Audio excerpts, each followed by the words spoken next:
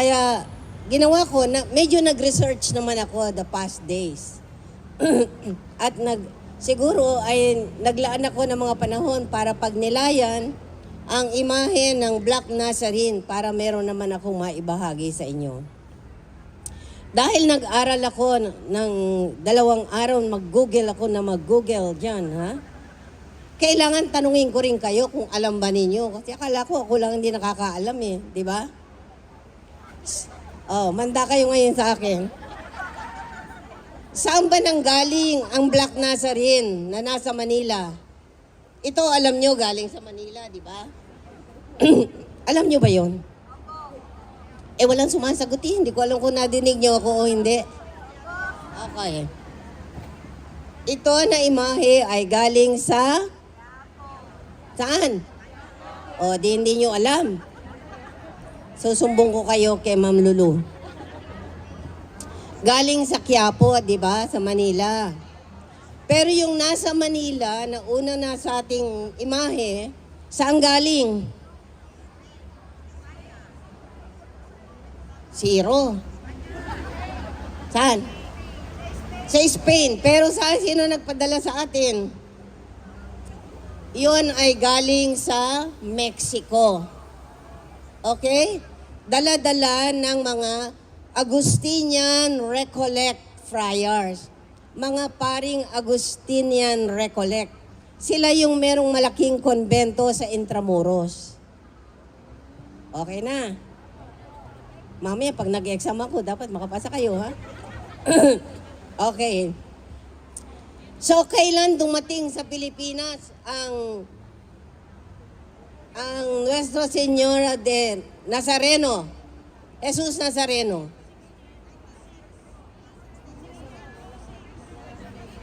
O sige, excuse na kayo. May 31, 1606. May 31, 1606. So ngayon, by May, 418 years na. 4 decades, 4 centenary years na, di ba? 418. Napakatagal ng devotion para sa atin. Pero di ba si Jesus Nazarene, itim ba siya? Itim? Hindi. Eh bakit naging itim siya? Umitim sa Pilipinas? Kapoprosisyon? Okay. Noong ipinaglalakbay sa barko, ang poong Nazareno, nagkaroon ng sunog sa barko. Noong panahon na yon, inaabot ng 6 na buwan ang biyahe patungo sa Pilipinas. So, kaya nasunog ang imahe. Kaya lang buong-buo pa rin ang kanyang mukha, ang kanyang katawan. Kaya hindi na pinalitan. Pwede naman kasing paputiin mo yan, pinturahan mo uli, barnisan, di ba? Pero gano'n na, kasi gano'n din nagsakripisyo si Jesus para sa atin, para makarating sa Pilipinas. O, alam nyo na? O, tingnan natin. Bakit sinasabi na ang Black Nazarene ay isang miraculous image? Eh di ba kaya nga kayo nandito dahil alam nyo na baka mabigyan kayo ng miracle? Oh, bakit sinasabi? Nasa history yan, nasa history. Ha?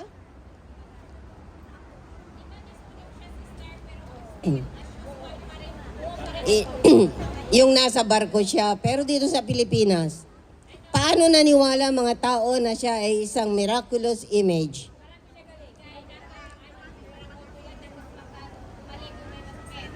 Okay. So ay mga gumaling may sakit. Before that, historically, sabi diyan, ang poong Nazareno ay nasa Quiapo Church. Di ba? Ngayon, nagkaroon ng malaking sunog sa Quiapo Church in 1791 and 1929. Anong taon? Ala, pinagsama na yung 2 taon. 1791 and 1929. Malaking sunog na sa sirang-sira ang Quiapo Church, pero nakatindig pa rin ang imahe ng Nazareno. 2 malaking sunog. Okay? Ano pang na-survive niya? Ang 2 malaking earthquake. Kailan yun? 1645. Naku, dadating lang niya noon, 1606. 1645. 39 years pa lang siya. Oh. Mayroong malaking earthquake, 1645 and 1863. Na-survive niya yun, hindi rin siya nasira.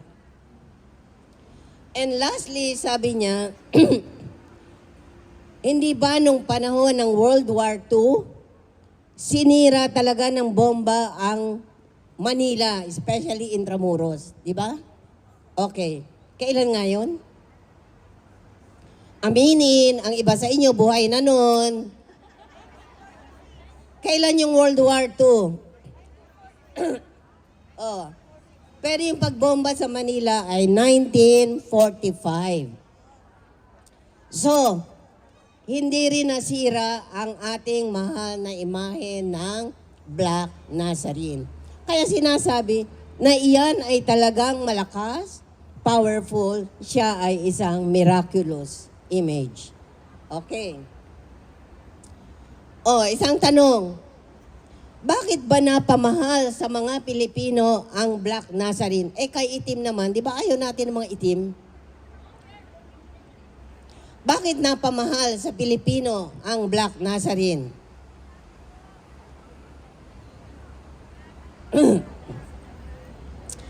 Dahil ang Black Nazarene, nakita nyo, ay may daladalang cross.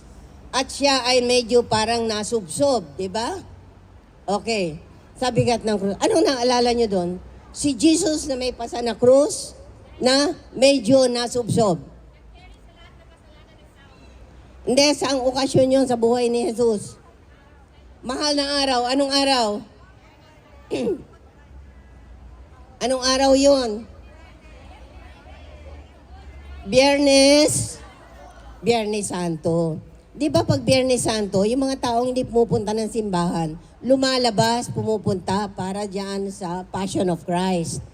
Kung minsan nakapagtataka, mas marami pang tao, puno ang simbahan pagka Biyernes Santo kaysa Easter Sunday. Bakit? Dahil nadama natin na dahil sa pagmamahal ng Diyos, kaya niyang dalhin ang lahat ng ating mga pasanin, mga problema, mga suliranin, lahat pati ng ating mga kasalanan.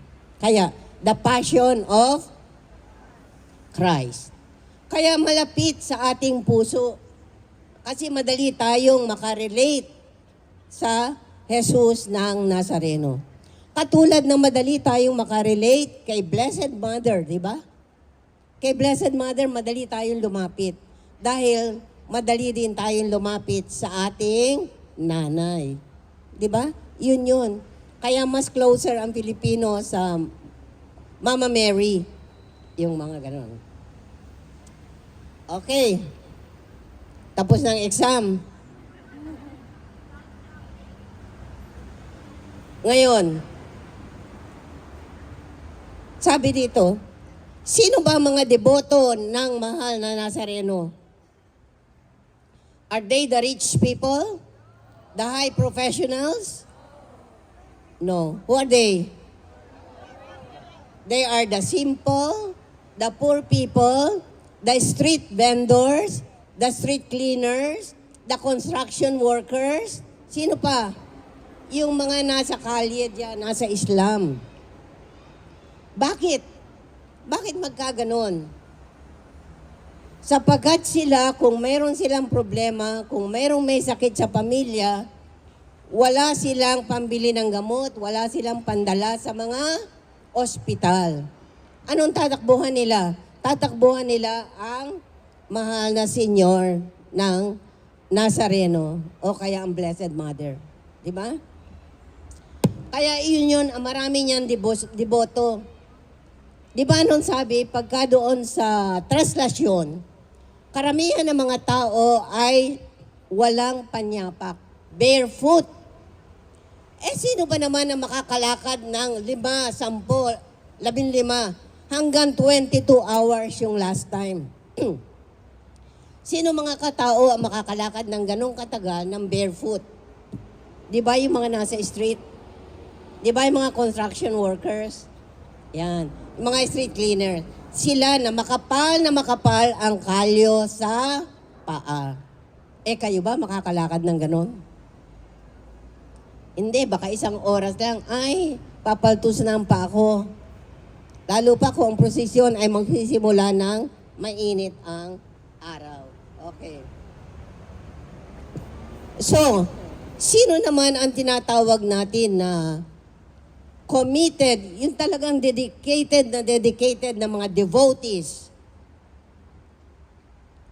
Alam niyo ba yung ibig kong sabihin? Yung mga may panata na siyang nagpuprosesyon during translasyon. Yung mga naka-barefoot. Sila yung nagre-risk ng kanilang buhay para mag-pull ng rope para mahatak ang carriage ng Black Nazarene. Madali bang gawin yun? Sino nakaranas?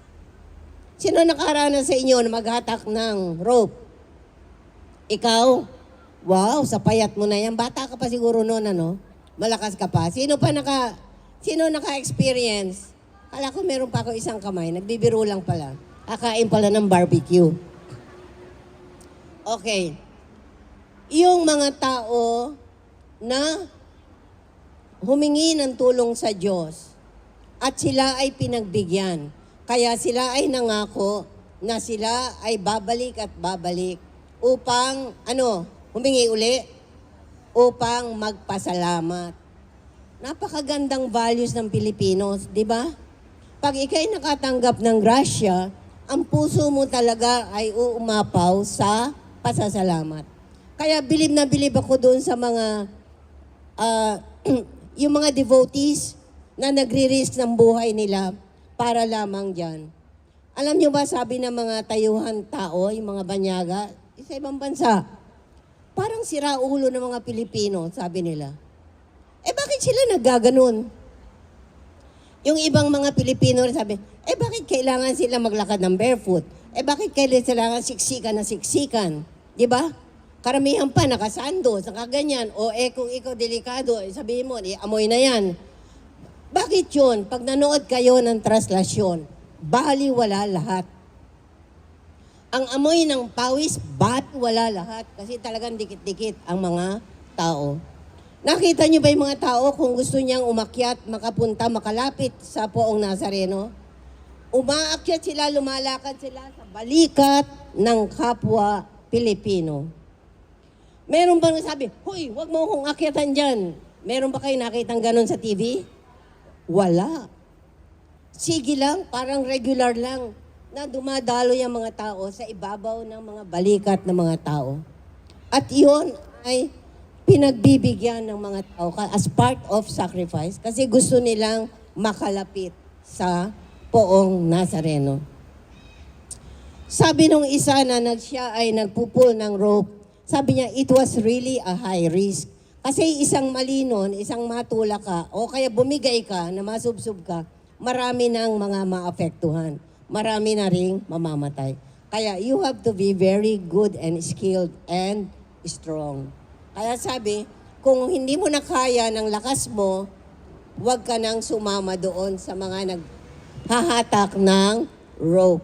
Doon ka na lang sa mga maglalakad sa likod at saka sa mga gilid. Okay. So, bakit namamanata ang mga tao? Yung iba dito ay panahon pa ng lola nila, ipinasa sa nanay, ipinasa sa anak.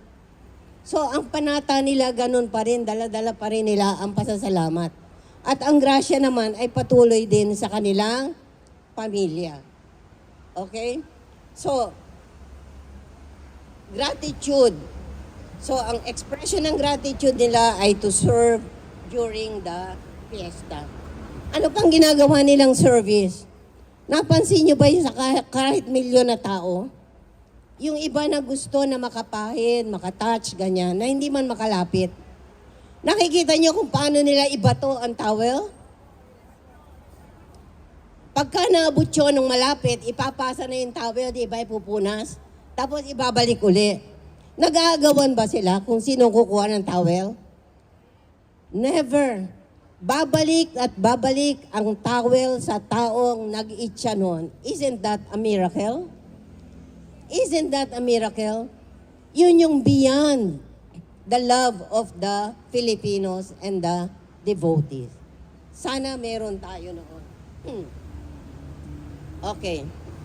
Nung ako'y nagdadasal, nagko-contemplate ako ng iba-ibang imahe para nga may maibahagi sa inyo. Alam mo, binigyan ako ng sitwasyon ng Diyos para ako ay magkaroon ng personal experience. Tumawag ang aking sister ng aking brother-in-law ay kailangan ng immediate delicate operation of the tumor. And it is already a cancer and already bleeding. Alam ko yun nung bago magpasko, ay pinaghandaan na namin. Pero 3 days before the operation, nag-aberya ang kanyang puso. Kaya 3 naman ang blocks niya sa artery. Kaya kailangan muna ayusin yun 3 days before. And then, can you imagine, mahina ka pa, then 3 days, kailangan na isalang ka sa operasyon. Kaya sabi ko, nung ako'y nagre-reflect dyan, alam mo nangyari sa akin? I-entrust ko lahat, everything to Jesus of the Black Nazarene. First time na humingi ako ng tulong, ipinaubaya ko kay Jesus of the Black Nazarene. Ano lang ang request ko sa kanya? Be one of the surgeons. But if possible, can you be the lead surgeon for my brother-in-law? And I think it happened. Because after the 4 hours, I received the news that the surgery was finished. That means my brother-in-law survived. Diba? Viva Senyor Nazareno. Yun ang aking personal experience. Kaya habang kahit gabi, ilang beses ako nagigising, ang nasa mind ko, parang nakikita ko ay ang the Black Nazarene. Kaya pag umaga, siyempre hindi naman ako ganun ka-well. Pag umaga sabi ko, sige, instead na mag-adoration ako sa aming chapel, pupunta ako dito sa St. Joseph. Ang problema, medyo natanghali ako, may misa na kami ng 11. Kaya sabi ko kasi, dito ako talagang maninikluhod ulit sa kanya habang nag-undergo ng operation. Pero dahil nga malapit na ang misa ng 11, sabi ko, magsimba na muna ako ng 11. Entrust ko siya sa misa. 5 minutes before the Mass, iyon nga ang sinabi, tapos na ang operation. Pero yung pangako ko na pupuntahan ko siya, katulad din ng mga panata, napakasimple ng aking panata. Pupuntahan kita dyan sa St. Joseph. Sabi ko, at personally ako pupunta sa iyo. Talagang tinakbo ko ito right after the Mass. First time kong nakita ang the Black Nazarene. Paglapit ko sa kanya, pag-abot ko sa kamay niya, ang una kong nakita, ang mata niya na nakatingin sa itaas. Di ba? Ang mata niya na nakatingin sa itaas. Talking to the Father. Yung ganyan. So, yung kamay niya na nakababang ganyan, parang inaabot lang niya, anong kailangan mo? At nagsimula na akong maglabas ng aking mga anxieties, ng aking mga pains. Ang problema ng mga OFWs at lahat. Lalo na yung aming mga nasa shelter at may mga kaso. So parang lahat ay ipinasa ko na sa kanya. Di ba? At iyon ang ipinasa niya, katulad ng ganyang pagtingin, ang pinasa niya sa Diyos Ama. Di ba? Kaya sabi ko, binalikan ko yung mga translasyon. Yung mga milyon-milyon tao na humingi ng tulong sa kanya, narinig niya lahat. Tinanggap niya lahat. Inako niya lahat ang sakit. At iyon ay ipinasa niya, kanino? Sa God the Father. Di ba? Kaya meron pa siya uling lakas na magtanggap sa atin. Anumang bigat ang ating ipapasa sa kanya. Kaya sabi niya, Father, I'm lifting up to you all that I heard, all the pains that I received from millions of your sons and daughters. Then, nung magtatry ako magpunas, no? Meron akong mahabang scarf na pupunas ako sa kanya. Diyan, sa St. Joseph. Sunod naman pagtingin ko sa kanya, alam mo ba, na siya ay nakatingin diretso sa akin. Hindi na nakadiretso sa tatay. Siya ay diretsong nakatingin sa akin, parang sinasabi, narito lang ako, Cora. Narito lang ako para sa lahat sa inyo. Parang gano'n. O lahat ng nahihirapan, just come to me. And I will carry your burden. Para bang paghawak mo ng gano'n, hinigop na niya lahat ang laman ng aking puso. Ganon din siguro sa inyo. And afterwards, anong feeling? A much relieved feeling. The lightness of heart. So that's it.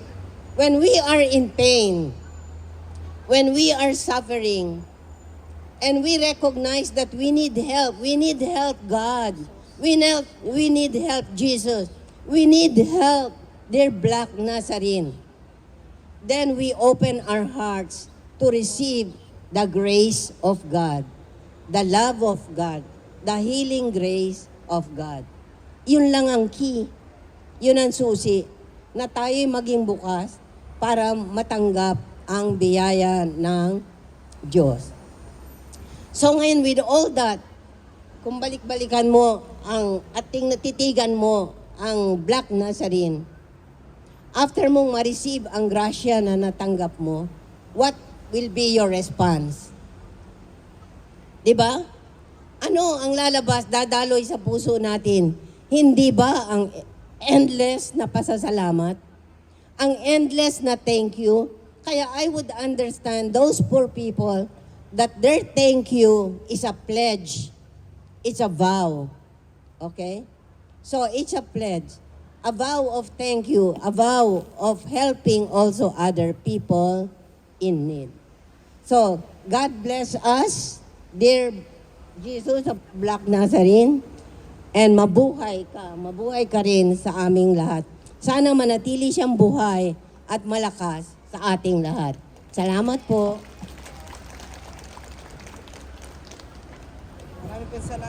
Maraming salamat po, Sir Cora. Kami po ay taos pusong nagpapasalamat sa pagtulong mo po sa mga kababayan natin,